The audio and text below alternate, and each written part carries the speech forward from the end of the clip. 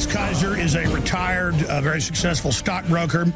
He also helped invent what is used on many stock exchanges today. He invented the virtual trading Hollywood Stock Exchange system.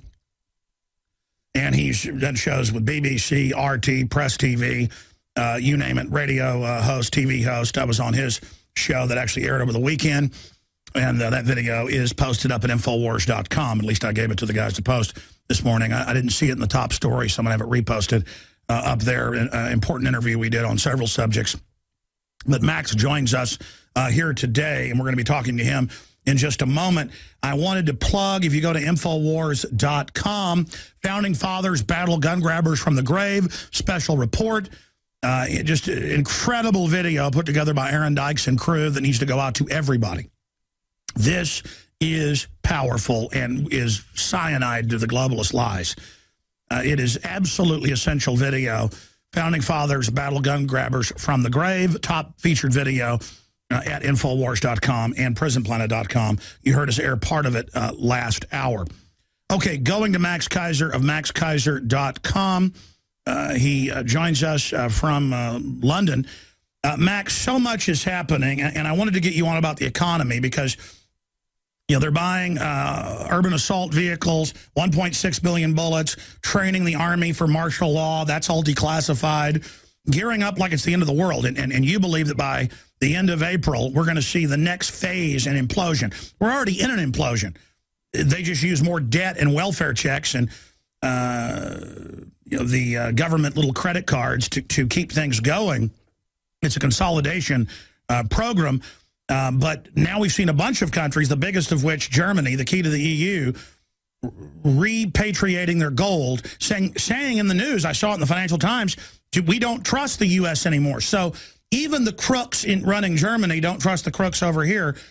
So are we seeing that creeping towards the exits that you've warned about? Then we'll get into your take on the Second Amendment, what's coming up in the economy, this African invasion, where even mainstream news is saying terror in North Africa, are Westerners pulling the strings of al-Qaeda. I mean, even mainstream news now goes, is NATO and the U.S. staging stuff to be able to invade? Duh. Look at Libya, look at Syria. Again, joining us, Max Keiser. Max, so much is happening. I hope that your bold prediction is not true, but unfortunately, it looks like we're creeping towards the eve of financial collapse. We'll talk about what that collapse will look like as well. Max Keiser. Hey, Alex. Yeah, well, nice to be on again, and thanks for coming on my show. And I think you describe it well, creeping toward the exits. And this is what the German gold repatriation story is all about. And as you point out, the central banks have lost trust in each other, and they are taking their gold out of banks in respective vaults around the world, and they're bringing it all home. And they're doing this in a way that will precipitate and accelerate this collapse that we've been talking about. And to give you an idea for how this all works, in Britain, for example, the government says they have 300 tons of gold here in Britain. But my sources tell me that they have leased out or sold over 1,000 tons. So we have a fractional gold standard around the world that is keeping these central banks afloat. And now that they all want their gold back, they find out that the gold's not there. Back when Germany took 900 tons from Britain back during the 2000-2001 period, Gordon Brown, to satisfy Germany's demand for gold to be sent back to Germany at that time, he ended up having to sell 400 tons of Britain's gold. So Britain had to sell 400 tons, and that's about well over $1 trillion now that he gave away, because the price of gold at that time was $250 an ounce. Now it's $1,700 an ounce. And this is a problem going forward. The Netherlands want their gold, Germany wants their gold, China is buying gold. But these central banks that say that they have gold, it's turned out that they actually leased the gold, which is a way for them to put on their books that they still own the gold. When the Fort Knox, for example, when they lease the gold, they claim that is as good as owning the gold itself. But if you were to audit Fort Knox, you would find that most of the gold has been leased, and that means sold. So when people come then to claim their gold, they find that it's not there. The Bank of New York, when Germany it says that they want the gold over 7 years. Well, as the panic in the gold market builds, they're going to want that gold a lot sooner, and they're going to be told that we don't have the gold to give you because we sold it. All right, I want to stop you right there, because something I want to do when we're able to budget in hiring a researcher or an archiver is when I have guests on like you, I'm going to have them sit there and put the key points you say basically into a scroll at the bottom like mainstream television, but also put it on a computer so we can search a database of when you've been on the radio/TV show. Because, Max, ad nauseum for about 2 years in almost every interview, so there's probably 20 of these, you have said that you'll know that it's about to collapse when they start demanding gold from Britain and from the U.S., and that they've leveraged it at least 10 to 1 in fractional reserve, and that it's the fraud of the silver and gold reserves that will finally bring them down, and that they want to have a controlled collapse without this happening, but that if they do go for the gold and silver this way, that's a signal that things are out of control. Now you've said that over and over and over again, and my guests do this all the time, because we have guests on that are right. They could have guests on that were right on national TV here, in mainstream news, but they don't want you to be right. They don't want the slaves to know what they know. But, Max, you're scaring me, because you've said this over and over again, that this would be the sign. And now it's not just Germany demanding the gold from the U.S. and England and places. This is really scary. So you've got the floor till we go to break in 5 minutes. Break down how you knew this was coming and what this signifies and how you think they'll satisfy it this time. It started really back in 2008, on March 17th of 2008. Stacey Herbert and I, we were making a documentary. We were in Frankfurt, Germany. We were at the Bundesbank, and we were talking to people at the Bundesbank. And this was right when Bear Stearns was collapsing and gold shot up above $1,000 an ounce. And we ended up there at a very historic moment. And I asked, I'd like to see the gold. And the response from the Bundesbank was, well, most of it is in New York. Now, that film was later broadcast on Al Jazeera English, and it was a shock to the people in Germany. And another journalist named Lars Scholl picked up the ball, and he's been hammering journalists and bankers now every year for 4 years, until the point where Bundesbank came out and said, due to the popular pressure, we have to admit that we have these huge gold positions held in the New York Fed, and we're going to now repatriate this gold. We're taking the gold back. And then my sources tell me that the New York Fed said, well, we don't want you to start a run on the gold market, so we're going to space this out over 7 years. But this was really going back to what we discovered in 2008, which is that the gold that these banks say that they have, they don't have. And this set off a fire, a trigger. Now, over the past 4 or 5 years, what you have is central banks and governments, to keep the economies afloat, have been aggressively buying their own bonds. They call it quantitative easing. And your other guests talk about this, like Gerald Celente talks about this a lot. They buy their own bonds as a way to keep interest rates low or to keep bond prices high. Now, here's an amazing statistic. The bond price in America has not been as high as it is today in the 240 years that America has existed. The bond price, the government bond price in the UK and Britain, has not been this high since 1694, when the Bank of England was created. The bonds are where the dot-com was in 2000. It's where the stock market was in 1987. It's where the real estate market was in 2005. It's at a historic peak, at a bubble peak. Now, whether the bonds collapse between now and April, as I predicted on your show last year, it could happen. I think it could happen. I might be wrong, but I won't be wrong by much. I could be wrong by a few weeks, a few months. But that's what we're going to see. We're going to see bonds collapse. We're going to see gold now, panic buying in the gold market, taking gold a lot higher. And, of course, this all ties in to what we launched on your show 2 years ago, Crash JP Morgan Buy Silver. The price of silver was around 26. At that time, there was such a furor to buy silver. It moved up to 50, pulled back now to the low 30s. But now we're seeing the price of silver after this consolidation period. Now looks like it's going, along with gold, you're going to see new highs in silver. So silver will get over $50, $60, $70 an ounce. But those are individuals now who don't trust the banking system, not just governments. And for individuals, they reach for silver because it's a lot easier to get. It's cheaper. And Max, the public here going to break, they're all buying survival goods, shelters, guns. They're voting with their purchases showing they don't trust the system. The elites are all buying armored redoubts and getting bodyguards. They don't trust the system. This looks like quite a mess we're going to enter.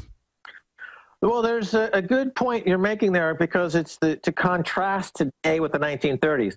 People say this is similar to 1930s. There's a big difference between now and 1930s. In the 1930s, there was a liquidity problem. Banks needed cash to keep their business going for their deposits. But today, that's not the problem. The problem is an insolvency issue.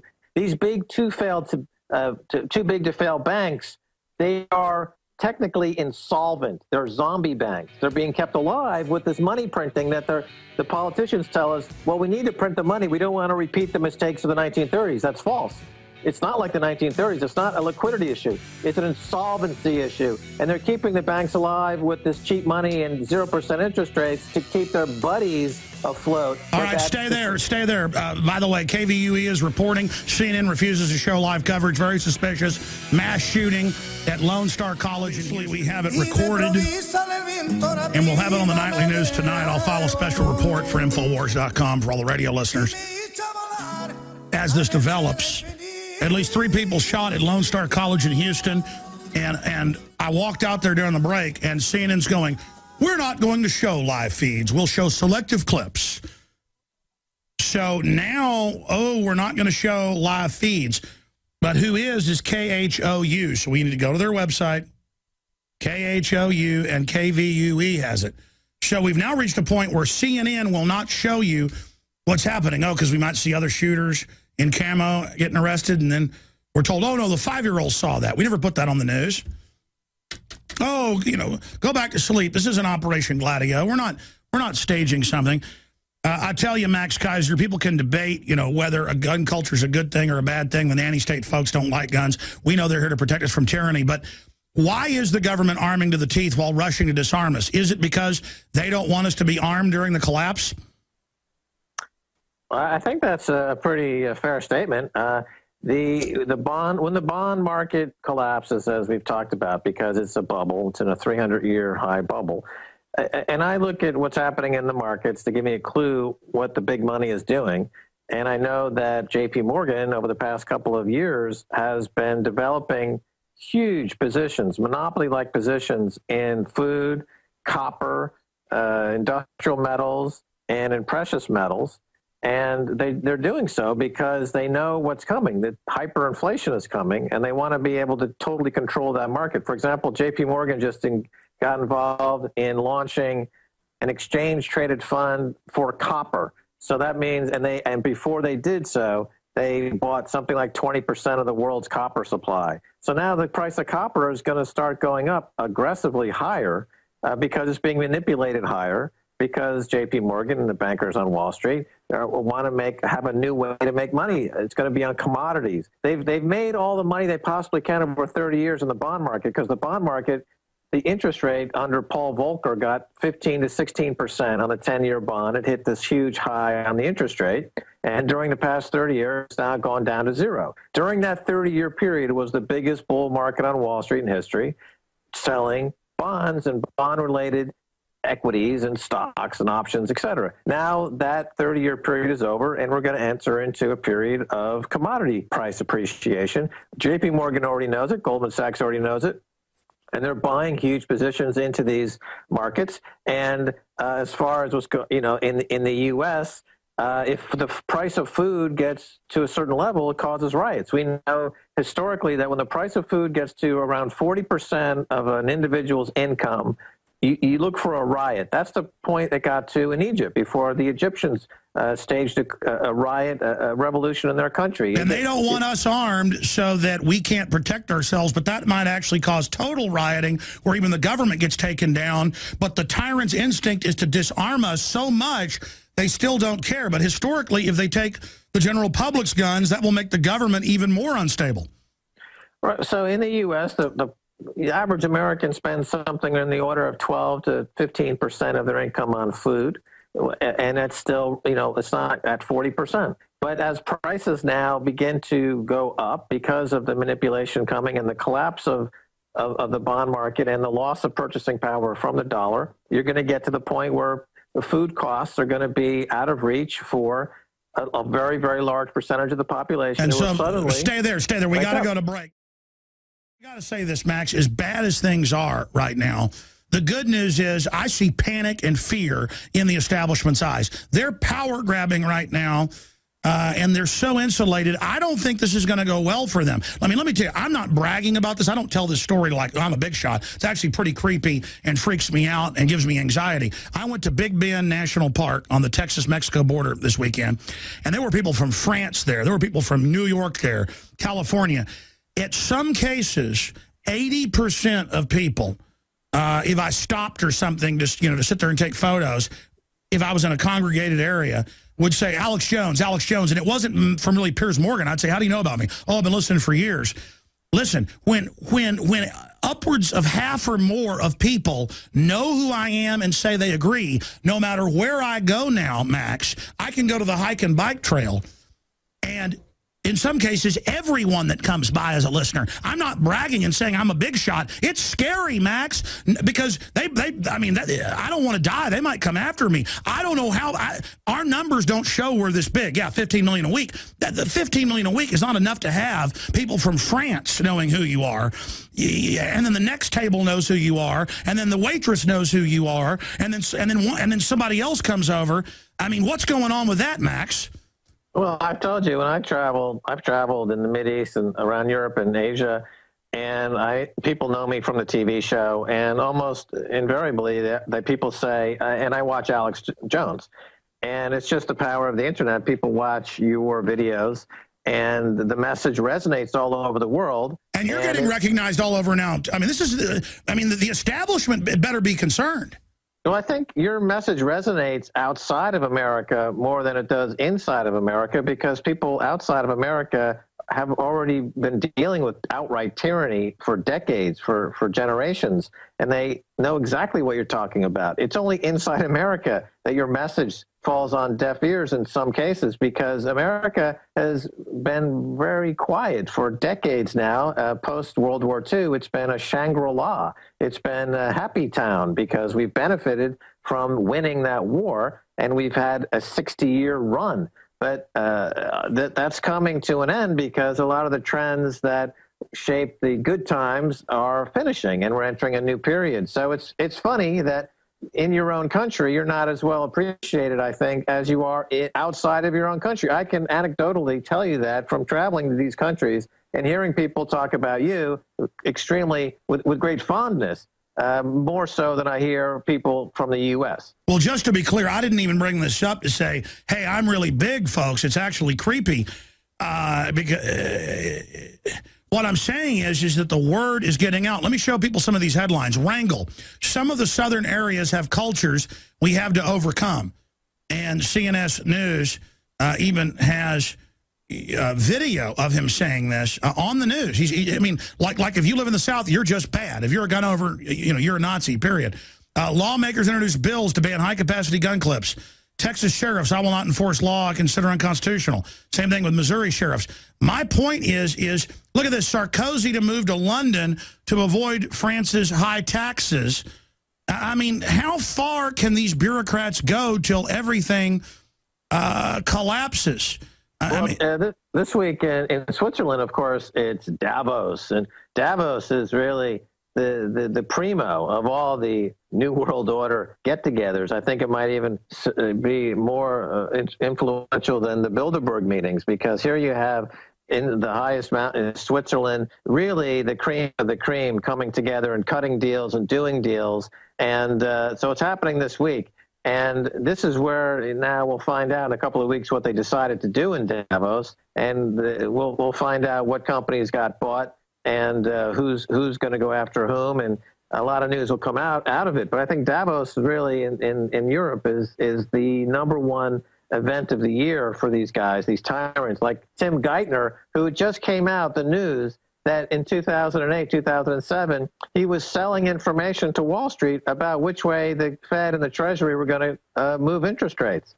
He was alerting the banks through private conversations, essentially selling information, because he'll go to Davos and he'll get paid a lot of money from the folks. That's where the bag men they use speeches as a way to get paid off. I remember you on the show. They show up with bags of money. The Geithner, and they're right there with their bank accounts. You know, he's already got caught cooking the books for his own tax returns a few years ago. So they just go to Davos. That's where they hand him the bag full of money. He can stick it in one of the private banks there, and it's there now for the rest of his life. Davos is where Tim Geithner gets the $20 or $30 million, just hand it to him in precious metals or diamonds or cash, and he stores it away. That's what they do in Davos. That's what it's there for. That's where the New World Order gets paid. Today is payday for the New World Order in Davos, Switzerland. They worked all year. They got their bonuses. They get them today in Davos, this week in Davos. Buffett gets his big satchel of cash. Geithner gets his satchel of cash. Everyone gets paid this week in Davos. So let the parties flow.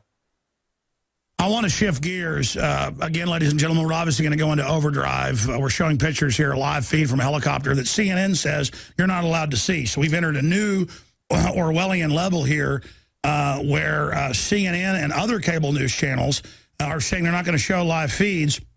We have the KHOU feed, so you can see it. They must have huge servers, as this is being watched all over the country. We have the KHOU feed posted at Infowars.com. And PrisonPlanet.com right now. But CIA operative takes responsibility for Algerian gas plant attack.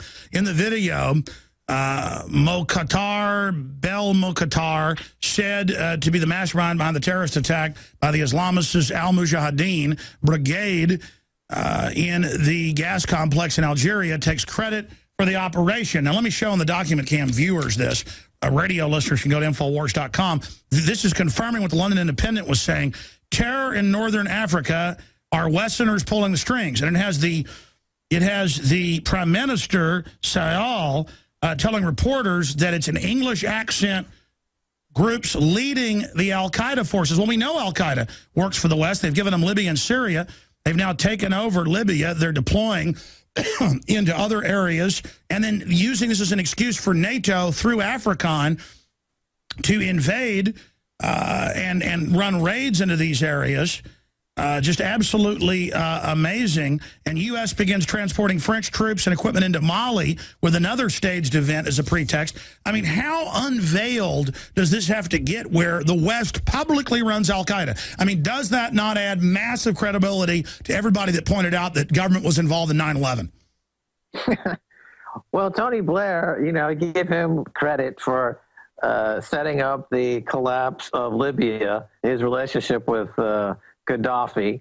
He profited handsomely from that. He's a Davos guy, Davos man, Tony Blair. He's cutting deals all over the world. And, of course, Mali is the collateral damage of Libya, because all those weapons suddenly found their way onto the street and into Algeria and into Mali. And so this whole, what they call the Maghreb, the North African region, is now become, controlled by those folks that are at war with the banksters, the Western interests that have been, screwing with them for a number of decades. And the response from the U.S. and Britain seems to be completely wrong-headed. They don't understand why the problem started. They don't understand why the problem continues, and they have no idea how to end the problem. So they're just going to continue to foster continuation and spread of enemies. When they send drones into Pakistan or these places and just murder people indiscriminately, they're breeding problems. And of course, they don't have the money to pay for all this, so they have to borrow more money. Who are they borrowing it from? China. China's now at war with Japan, who's allied with the U.S. So we're in World War III right now. It's being fought in the currency pits. It's a currency war, and it brings us back to the fundamental reality that countries like Germany are repatriating their gold. The Netherlands is repatriating their gold because they don't trust it anymore. They want out of Dodge. They want their gold, and they don't want to play this game anymore. And that's why gold is going to go to $10,000 an ounce, because the gold is not in these vaults. It's been sold already to pay for these stupid, ridiculous wars. How are they going to cover it now that these countries are all demanding their gold out of the private Federal Reserve? Geithner's over there, hanging out at Davos, the public Bilderberg meeting. I mean, it's just their craziness. They're going to cut them a check. They're going to cut them a check and say, okay, we owe you $30 billion in gold. Here's a check for $30 billion. And these countries will say, wait a minute, we want the gold. And they'll say, sorry, we don't have it. Here's the check. Sorry, it's tough luck. And that's when that's when all hell's going to break loose, because then you're going to realize that the gold has been sold. It's not there. What will it look like as the countries say, give us our money, they say no, that's already happening. What will that do? Will that create even more uncertainty with the IOUs? And how long can the globalists pay off the Chinese, the Germans, and others with bags of cash that is being devalued? And what happens once the dollar does lose its status? I mean, what type of bonker insanity? These dollars have been buying everybody off so far by the globalists. I guess the globalists will just move to another country and we'll get the blame for it. I think that's the answer. But we're going to find out, is Max Keiser going to be right in April or within a few months of that? Is it going to be the next level of collapse? And what will that signify? I'm Alex Jones, and this is the Info War. A few months ago, a listener, if you're watching on TV, sent us this Obama snow globe.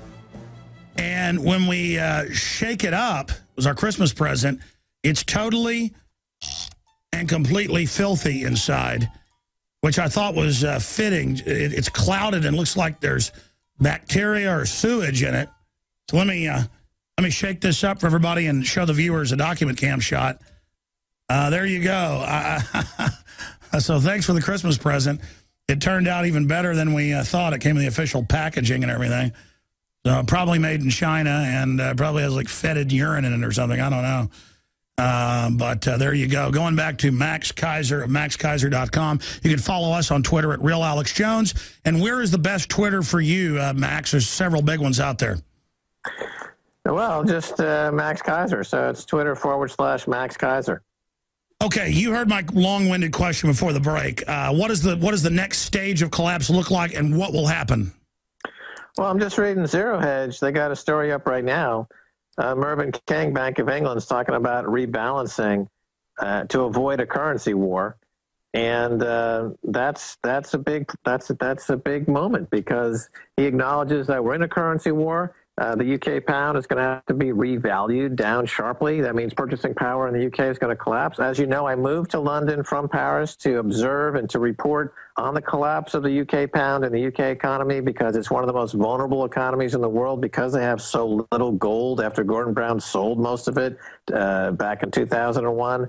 So this is another shoe to drop. This is another chapter in the collapse of these paper money empires. And of course, gold and silver are acting fantastically well so far this year. And it's just playing out exactly as we said it would over the past couple of years. And 2013 looks to be a continuation. So looking into your crystal ball, things are right on schedule. Pretty much. I see that the economy, that growth needed to pay the debt, is a quantity that will never come to pass. And I'll give you a good example of how to determine that. The amount of debt in the world, or even in the U.S. with its many, many trillions of dollars of debt, to pay that debt off, it would, of course, be a subset of the tax being collected on growth. Okay, so how much tax and how much growth would be required to pay the debt? Well, all growth in the modern economy is tied to oil. And if you were to burn 1 trillion barrels of oil, approximately the same amount of barrels of oil that have been burned so far in the last 100 years, if you were to burn another 1 trillion barrels of oil, you would not generate enough taxable income to pay off the current debt. That should give you an idea of how much debt there is. So, in other words, this debt is never going to be paid off. Jobs are never coming back. Wages will continue to crash. And the bond market collapse is coming, and gold and silver are going to go a lot higher. There's just no way around it. Max, we're going to do a little bit of overdrive here when we come back, but all I can say is this. You look at how they've tried to destroy women, destroy the family, how MTV has pushed gangster and jackass cultures on people, how it's been sold that men are supposed to be weak and stupid or thug-like. I mean, why would the system try to degenerate society? I guess for the casino gulag model that you talked about, and it's all happening. Well, you said a moment ago, you talked about what's the end game for the elites. I mean, look what Glenn Beck is doing. He's trying to create he's got $2 billion. He wants to create his own village, his own society down there in Texas. The Koch brothers want to buy an island in Detroit and create their own, their own society. You've got 2 or 3 examples now of these elites wanting to build their own castles, their own neo-feudal, basically. No, they've said that's the model, and then they're going to call it libertarian.